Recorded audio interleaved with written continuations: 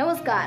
तारांकित सोहळा अलोट जनसमुदाय सीबीएस न्यूज मराठीचा 7वा वर्धापन दिन सांगोल्यात ठरला ऐतिहासिक.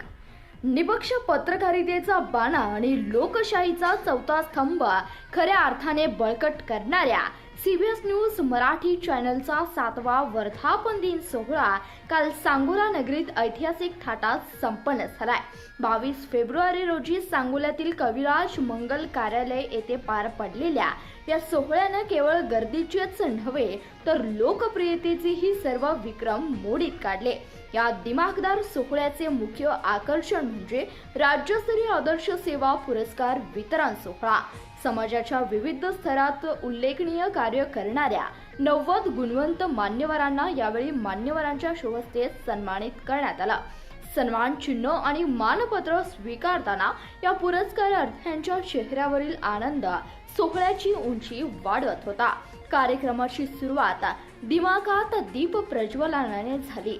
व्यासपीठावर राजकीय, सामाजिक आणि अभिनय क्षेत्रातील दिग्गजांची मांडियाळी जमली होती. होम मिनिस्टर फेम संदीप कुडचीकर यांनी आपल्या खास शैलीतून उपस्थितांशी संवाद साधत कार्यक्रमात रंगत भरली. त्यांच्या सोबतच सुप्रसिद्ध अभिनेते तुझ्या जीव रंगला मधले बरकत, माननीय अमोल नाईक तसेच मिसेस मुख्यमंत्रीचे ज्येष्ठ अभिनेते सुनील शेट्टे व चित्रपट, नाटक आणि मालिकामध्ये दमदार भूमिका पार पाडणारे कार्यक्रमाचे अध्यक्ष माननीय महादेवजी शिरोळकर आणि मॉडेल अभिनेत्री रोशनी इरावेना, कवी बाळासाहेब पाटील, ज्येष्ठ समाजसेवक आप्पासाहेब चव्हाण, माहिती अधिकार पत्रकार संरक्षण समितीच्या पुणे जिल्हा अध्यक्षा अंजली कांबळे, सांगोला पोलीस स्टेशनचे पोलीस निरीक्षक विनोद घुगे. कार्यक्रमाचे आकर्षण म्हणजे श्री क्षेत्र मोराळेचे प्रमुख भालचंद्र पाटील काका, ज्येष्ठ समाजसेवक वैजनाथ काका घोंगडे, माजी पुणे पोलीस उपनिरीक्षक वजीर शेख, ज्येष्ठ संपादक सतीश भाऊ सावंत हे उपस्थित होते. तसेच माजी आमदार दीपक आबा साळुंके पाटील, नगराध्यक्ष आनंदा माने, भाजप नेते चेतनसिंह केदार सावंत, युवा सेना नेते सागरदादा पाटील आणि जिल्हा परिषद सदस्य अतुल पवार, नगरसेवक काशीनाथ गावडे आणि संतोष पाटील यांनी आपल्या उपस्थितींनी सोहळ्याची शोभा वाढवली. यांच्यासह सर्व पत्रकार मित्रपरिवार उपस्थित होते.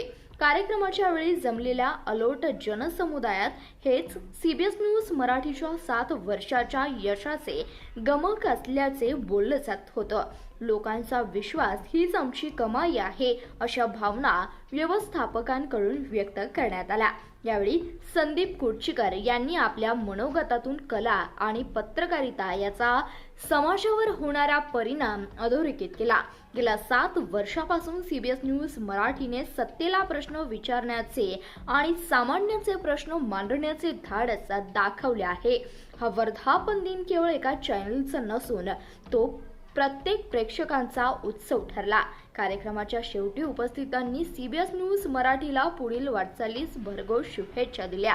सांगोला शहरात अशा प्रकारच्या भव्य आणि शिस्तबद्ध सोहळा पहिल्यांदाच अनुभवल्याची भावना या ठिकाणी नागरिकांनी व्यक्त केली. उत्तम नियोजन, दिमाखदार व्यासपीठ आणि जनसामान्याचा प्रतिसाद यामुळे हा सोहळा जिल्ह्याच्या इतिहासात सुवर्ण अक्षराने कोरला गेलेला आहे. धन्यवाद. पाहत रहा सीबीएस न्यूज मराठी.